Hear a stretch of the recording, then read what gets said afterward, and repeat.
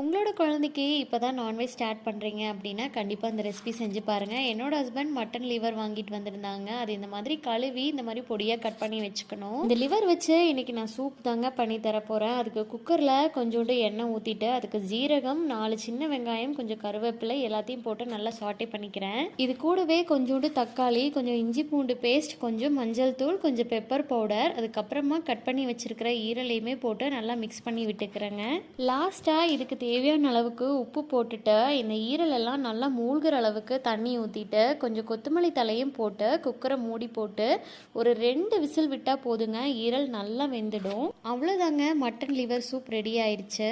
அதுக்கப்புறமா மிக்சி ஜாரில் கொஞ்சம் ஒயிட் ரைஸ் போட்டுட்டு லிவருமே கொஞ்சம் பீசஸ் போட்டுட்டு அந்த சூப்புமே கொஞ்சம் ஆட் பண்ணிக்க போகிறேங்க. இதை நல்லா அரைச்சி எடுத்துகிட்டு வந்துக்க போகிறேங்க. அவ்வளோதாங்க, இந்த சாதத்தை 10 months ப்ளஸ் இருக்கிற குழந்தைங்களுக்கு தாராளமாக கொடுக்கலாம்.